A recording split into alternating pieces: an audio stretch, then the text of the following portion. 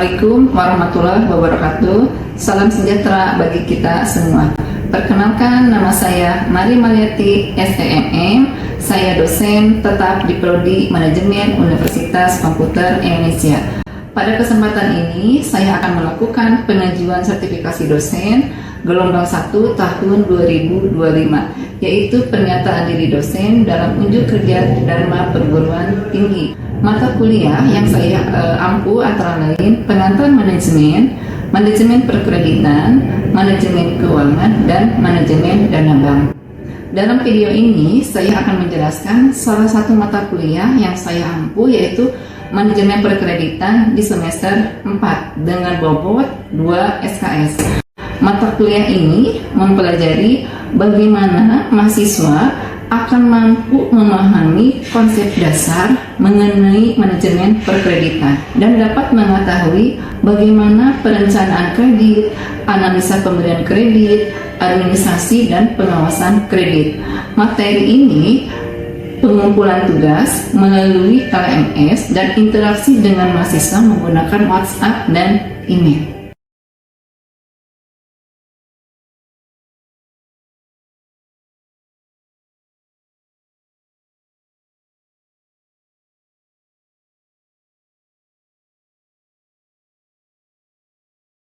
Selanjutnya akan dilanjutkan terkait dengan capaian pembelajaran lulusan yang dibebankan pada mata kuliah ini.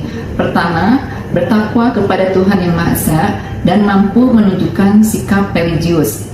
Yang kedua, menjunjung tinggi nilai kemanusiaan dalam menjalankan tugas berdasarkan agama, moral, dan etika. Ketiga, berkontribusi dalam peningkatan mutu kehidupan masyarakat, berbangsa, bernegara, dan kemajuan peradaban berdasarkan Pancasila. Yang keempat, berperan sebagai warga negara yang bangga dan cinta tanah air, memiliki nasionalisme serta tanggung jawab pada negara dan bangsa. Kelima, menghargai keanekaragaman budaya, pandangan, agama, kepercayaan, serta pendapat atau temuan orisinal orang lain. Keenam, bekerja sama dan memiliki kepekaan sosial serta kepedulian terhadap masyarakat dan lingkungan. Ketujuh, taat hukum dan disiplin dalam kehidupan bermasyarakat dan bernegara.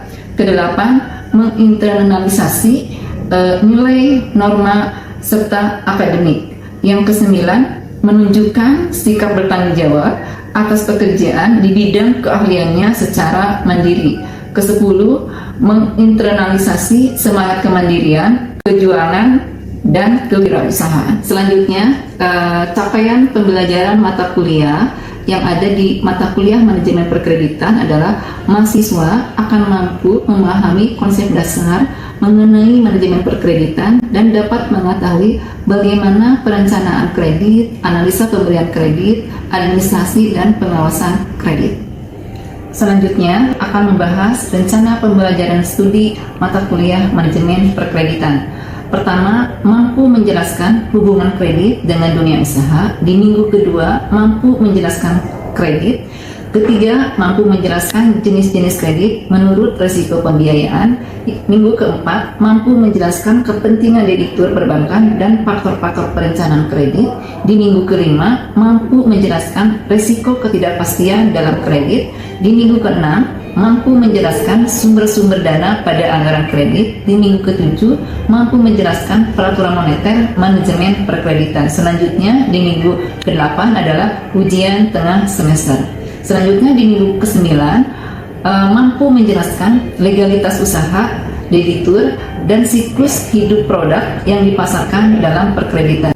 Di minggu ke-10 mampu menjelaskan plan layout mesin-mesin yang dipakai sebagai proses produksi. Di minggu ke-11 mampu menjelaskan penempatan manajemen lokasi perkreditan. Di minggu ke-12 mampu menjelaskan syarat-syarat jaminan perkreditan. Di minggu ke-13 mampu menjelaskan pengertian administrasi kredit. di minggu ke-14 mampu menjelaskan pengertian tujuan pengawasan kredit, di minggu ke-15 mampu menjelaskan tanggung jawab pelaksanaan dan sarana pengawasan, dan terakhir di minggu ke-16 adalah ujian akhir semester. Selanjutnya, referensi untuk mendukung pembelajaran manajemen perkreditan yang digunakan antara lain manajemen perkreditan bagi bank komersial Teguh Pujo Mulyono tahun 1994. Yang kedua, Denda Wijaya Lukman tahun 2001, Manajemen Perbankan Jakarta Galia Indonesia. Yang ketiga, Putra C. Aman MGS Edi tahun 1989 dengan judul Kredit Perbankan Yogyakarta Liberty. Selanjutnya, membahas terkait komponen dan bobot penilaian bagi mahasiswa dalam mata kuliah manajemen perkreditan, yaitu kuis dengan bobot 10%, tugas dengan bobot 20%, nilai UTS dengan bobot 30%, dan nilai UAS adalah 40%. Berikut ini merupakan cuplikan video pembelajaran saya dalam mata kuliah manajemen perkreditan dengan tema menjelaskan pengertian kredit. Ayo! Assalamualaikum warahmatullahi wabarakatuh. Waalaikumsalam warahmatullahi wabarakatuh. Hari ini Ibu akan sampaikan materi perkuliahan yaitu manajemen perkreditan. Nah, sebelum Ibu masuk ke manajemen perkreditan ini, mungkin baiknya kita biar kuliahnya lancar ya, kita coba berdoa dulu ya menurut agama dan keyakinan masing-masing ya. Berdoa dimulai ya.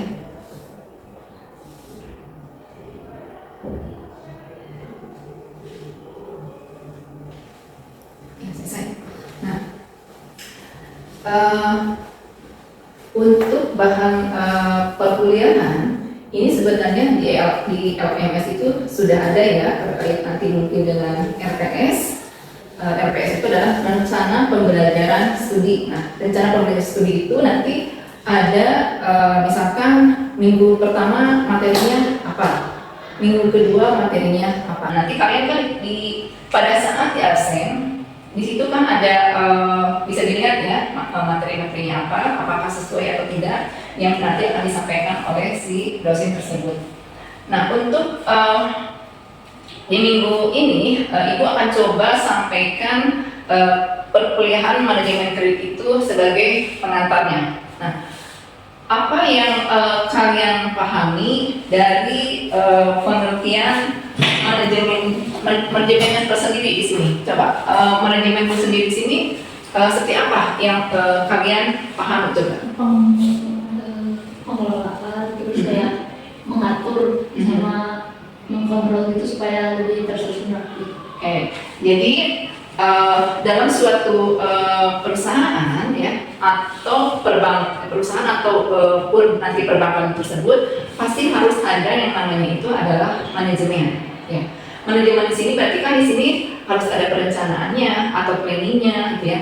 Harus ada controllingnya, gitu kan, harus ada pengarahannya, harus ada pengawasan itu supaya nanti apa yang akan dilakukan oleh si perusahaan atau perbankan tersebut terkait dengan perkreditan. Nah, dari definisinya sendiri di sini manajemen perkreditan itu adalah serangkaian proses dan strategi yang digunakan oleh lembaga keuangan. Contohnya di sini seperti bank, koperasi atau perusahaan pembiayaan untuk mengelola pemberian kredit kepada individu atau badan usaha. Nah, dari pengertian di sini, bank itu yang sudah kita ketahui itu ada bank konvensional, ada bank syariah, ada bank BTR yang seperti itu. Nah, untuk koperasi atau perusahaan pembiayaan lainnya itu mereka sama akan memberikan kredit ya. Namun nanti di sini dalam pemberian kredit itu pasti akan ada pagu atau batasannya berapa sih nanti yang harus diberikan kepada si debitur ya. Nah, tujuan dari manajemen perkreditan di sini adalah untuk meminimalkan risiko kredit bermasalah, memastikan kelancaran pembayaran dan meningkatkan profitabilitas. Nah, kenapa di sini sih harus meminimalkan risiko kredit bermasalah? Ya, supaya nanti kalau misalkan ada debitur yang mengajukan kredit itu sekian nih, itu kan harus dilihat dulu dengan melihat kepada 5C. 5C itu apa aja coba yang bisa kalian apa sih pertanyaan tentang 5C itu apa aja? Ya, controlling, ya, collateral, capacity conditions, sampai umum. Ya, nah dari 5C itu kan misalkan pertama apa sih kolateral itu apa? Jaminannya, ya. Jaminannya apa sih nanti yang harus dijaminkan pada saat dia diberikan kreditnya, itu kan supaya nanti kalau misalkan nanti bermasalah, nanti di sini bisa tercover ya kalau misalkan terjadi kredit macet. Dan di sini juga nanti masa perkreditan di situ harus dilihat juga nanti timeline atau pada saat pembayarannya itu apakah nanti lancar atau tidak ya dari si debitur tersebut. Makanya nanti di sini perbankan tersebut dari mulai risiko kredit bermasalah, kelancaran pembayaran itu supaya nanti bisa meningkatkan profitabilitas. Apa sih profitabilitas tersebut? Keuntungan ya. Kalau misalkan nanti kreditnya bermasalah, apakah bisa meningkatkan profitabilitas? Tidak akan bisa ya. Jadi nanti perbankan harus bisa memastikan supaya nanti yang diberikan kredit kepada debitur tersebut ini ada profitabilitasnya yang akan istilahnya ditinjau kembali ya oleh si perbankan. Apakah dengan dia mengeluarkan kredit sekian itu meningkatkan profitabilitas atau tidak ya? Itu. Nah ini terkait dengan definisi dari manajemen perkreditan. Selanjutnya yang tadi yang sudah disampaikan bahwa perbankan di Indonesia itu ada lembaga keuangan bank dan ada lembaga keuangan non bank di sini. Nah kalau lihat dari segi fungsinya di sini ada bank sentral, ada bank umum, ada bank perkreditan rakyat dan ada bank syariah.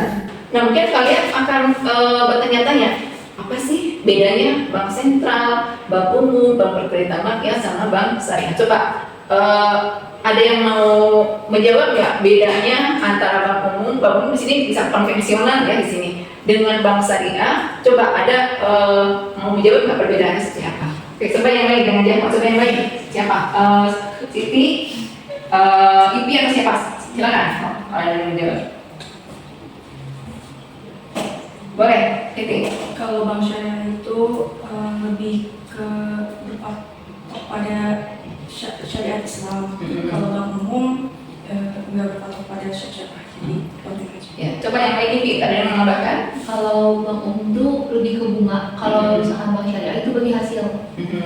Nah itu dari segi nanti apa sih istilahnya yang dibebankan kepada si debiturnya ya gitu. Nah kalau bank umum itu atau bank konvensional itu kita meminjam atau kita menabung itu ada namanya bunga ya. Tapi kalau bank syariah itu adalah bagi hasil. Beda nggak sih antara bunga dengan bagi hasil? Sama cara beda caranya. Mekanismenya saja mungkin ya yang berbeda. Karena kalau bank syariah itu karena tadi kan berdasarkan syariat Islam. Jadi kalau bagi hasil itu ya kalau misalkan nanti ada si debitur misalkan dia meminjam untuk usaha ataupun untuk apa-apa, dia akarnya harus akad nisbah dulu nih. Nisbahnya berapa? Apakah nanti misalkan perbankan 70%, nanti si debiturnya adalah 30%. Jadi melihat kepada nisbah di akad awalnya. Nah kalau bank umum atau bank konvensional itu mereka tidak melihat kepada itu. Pokoknya mau rugi atau tidak, mereka tetap dibebankan dengan bunga. Ya, seperti itu.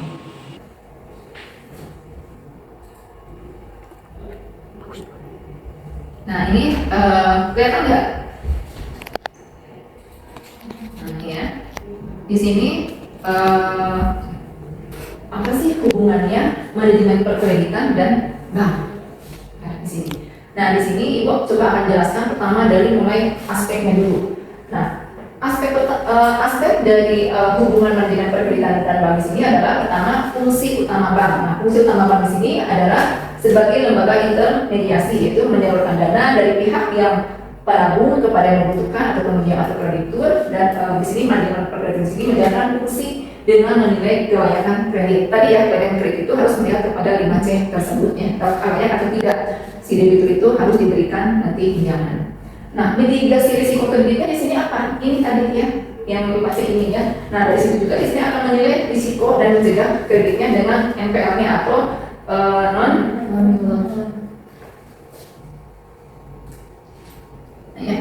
performing loan di sini ya.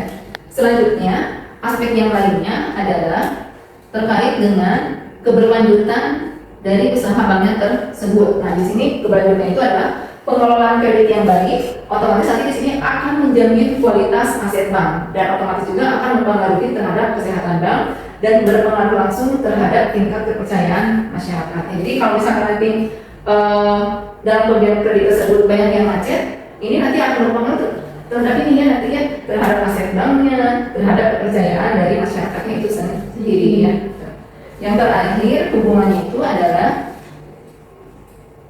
kepatuhan terhadap regulasi. Nah, kepatuhan terhadap regulasi di sini adalah manajemen perkreditan memastikan bahwa proses pemberian kredit sesuai dengan regulasi OJK, Otoritas Jasa Keuangan, Bank Indonesia dan kebijakan dari internal bank itu sendiri.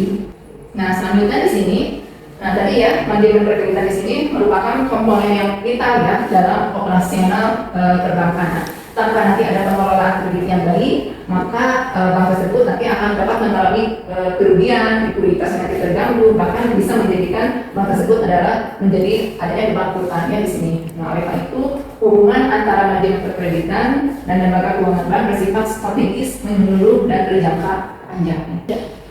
Baik, materi selanjutnya adalah terkait dengan pengertian kredit itu sendiri ya. Nah, di sini kredit adalah fasilitas keuangan yang memungkinkan seseorang atau badan usaha untuk memperoleh sejumlah dana atau barang dengan syarat pengembalian itu dalam jangka waktu tertentu dan disertai dengan pembiayaan bunga. Nah, kredit di sini menjadi salah satu alat penting dalam perekonomian untuk mendukung konsumsi, investasi, dan pertumbuhan usaha. Nah, ini oleh seorang pengusaha atau dia yang akan membutuhkan dana atau modal itu ini mereka akan sangat terbantu dengan adanya nanti dari fasilitas kredit dari perbankan tersebut. Apakah nanti perbankan itu mau tadi secara konvensional, ya, mau BPR atau mau secara syariah, nanti tergantung dari kebutuhan modal atau dari si debitur tersebut dia mau kemana untuk mengajukan kredit tersebut. Nah, dari pemberian kredit tersebut, di sini ada unsur-unsur kredit yang harus diperhatikan. Pertama, yang harus diperhatikannya di sini sama siapa? Yang harus diperhatikannya oleh debitur sebagai peminjam dan kreditur yang dia memberikan pinjaman. Nah, ya, jadi kedua-duanya dia harus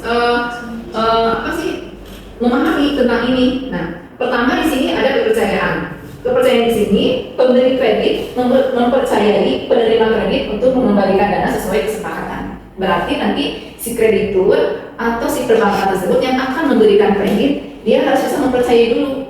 Percaya nggak ya kepada yang nanti akan diberikan dananya atau kreditnya? Tadi masuk lagi kepada yang syarat 5C itu kan sebagai patokannya supaya nanti biar bisa diterima atau tidak itu unsur yang tadi itu harus dipenuhi ya. Nah, ini kepercayaan juga sama antara kedua belah pihak harus bisa dipercaya. Yang kedua adalah waktu. Waktu di sini berarti jangka waktu pada saat mau pelunasan atau pada saat mau nanti dia misalkan mau mencicil. Misalkan dia diberikan dana kreditnya itu atau modalnya itu 100 juta. Kan mereka nanti akan hitung nih sama analis. 100 juta itu misalkan bunganya berapa, pokoknya berapa, nanti jangka waktunya berapa. Itu yang harus nanti disepakati antara debitur sama kreditur. Nah, ini harus dicantumkan nanti ya, memiliki batas waktunya.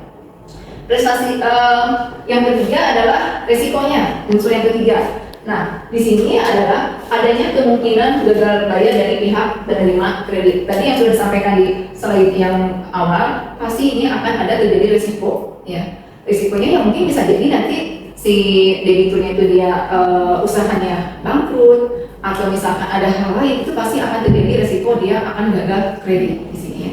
Apakah nanti kegagalan tersebut si perbankan itu langsung dia mengambil si jaminannya atau apapun asetnya, atau ada peringatan dulu nanti dari perbankannya? Ada ya, misalkan nanti misalkan ada surat peringatan 1. Nah, peringatan 1 misalkan nih belum ada, ini peringatan 2, peringatan sampai ada peringatan keberapa, baru nanti jaminannya itu akan dilelang atau akan nanti diambil oleh si perbankan. Yang keempat adalah unsurnya itu prestasi balik. Nah, prestasi balik di sini adalah tadi ya, adanya kewajiban pengembalian pokok pinjaman beserta bunga. Tadi pokoknya berapa, bunganya berapa yang harus dibayarkan oleh si debitur dengan jangka waktu sesuai dengan kesepakatan yang pada saat dia nanti akan kredit. Nah, ini tadi prinsipnya disampaikan ya, dari mulai karakter itu adalah mengevaluasi kepribadian dan integritas dari si debiturnya. Yang kedua itu adalah capacity, adalah dalam hal menganalisis kemampuan membayarnya, kapital, penilaian modal debiturnya, kolateral tadi ya sebagai jaminan atau anggarannya. Kondisinya di sini adalah kondisi ekonomi dan lingkungan dari si debitur itu sendiri. Nah, selain unsur-unsur kredit, di sini ada kebijaksanaan perkreditan juga yang harus diperhatikan juga. Nah, kebijaksanaan perkreditan di sini adalah panduan atau pedoman yang disusun oleh lembaga keuangan untuk mengatur pelaksanaan pemberian kredit dengan tujuan menjaga kesehatan dan keberlanjutan operasional. Kebijakannya apa aja sih yang harus diperhatikan oleh si perbankan? Nah, pertama di sini adalah adanya batas maksimum. Batas maksimum di sini adalah menentukan batas kredit untuk menghindari konsentrasi risiko. Tadi ya, kalau misalkan memang usahanya dia atau jaminannya atau anggurannya dia mencukupi dalam hal pemberian kredit, mungkin itu bisa dikatakan nanti aman dalam menentukan berapa sih batas dana atau kreditnya yang harus diberikan, supaya nanti ini meminimalisasi atau menghindari konsentrasi risiko apabila terjadi kemacetan dalam pembayaran kreditnya itu. Yang keduanya, kebiasaan itu adalah kriteria kelayakannya, yaitu menetapkan syarat atau calon dari debitur tersebut ya. Syaratnya itu harus seperti apa gitu ya, harus dilihat nanti tadi yang dari prinsip pemberian kredit yang 5C itu. Yang selanjutnya adalah suku bunga. Nah, menentukan tingkat suku bunga yang kompetitif itu nanti berapa, apakah satu bulannya sekian persennya itu nanti untuk bisa menentukan berapa sih antara pokok dan bunga itu yang harus dibayarkan oleh si debitur. Nah, kebijakan kredit yang lainnya adalah di sini diversifikasi portofolio kredit. Ada prosedur pengawasannya dan ada kebijakan penanganan kredit yang bermasalah. Nah, di sini portofolio kreditnya di sini apa? Berarti di sini untuk mencegah konsentrasi kredit pada sektor tertentu dengan cara menyebarkan risiko ke berbagai sektor usaha. Sini. Prosedur pengawasannya adalah menetapkan mekanisme untuk mengatur penggunaan dana kredit dan kemampuan debitur dalam memenuhi kewajibannya. Kenapa sih di sini harus ada prosedur pengawasannya, terus harus dipantau juga dalam penggunaan dana kreditnya? Kenapa di sini? Takut disalahgunakan mungkin kreditnya. Takutnya kan nanti bisa aja misalkan yang mengajukan itu adalah debitur fiktif gitu kan. Gitu. Kalau debitur fiktif berarti yang rugi siapa? Perbankan. Kan di sini harus diawasi. Betul nggak sih pengguna dana kredit itu misalkan kalau misalkan untuk perluasan usaha kan harus ada mana yang perluasan usahanya. Kalau misalkan untuk penambahan modal dalam hal produksi barang, misalkan asalnya produksinya 100.000, misal 100.000 per unit ditingkatkan sekian, mana coba itunya? Ya ada nggak itu laporannya seperti itu supaya nanti di sini bisa kelihatan kemampuan dalam hal pengembalian si kreditor tersebut.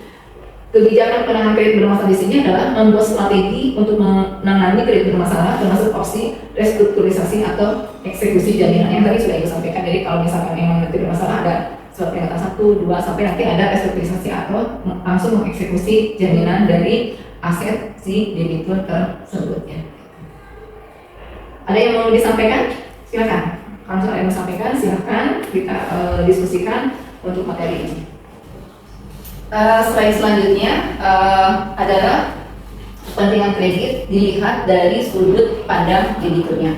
Nah, kepentingan kredit dilihat dari sudut pandang debitur di sini pertama adalah adanya akses modal. Nah, akses modal di sini adalah kredit memberikan akses modal untuk meningkatkan kegiatan usaha, memenuhi kebutuhan konsumsi atau investasi jangka panjang. Di sini memenuhi kebutuhan konsumsinya untuk apa? Untuk apa di sini memenuhi kebutuhan konsumsinya? Untuk apa di sini? sehari-hari. Kalau konsumsi kan kayak Yang digunakan. Berarti yang digunakan oleh siapa di sini? Debitur. Oleh si debiturnya ya, konsumsinya ya.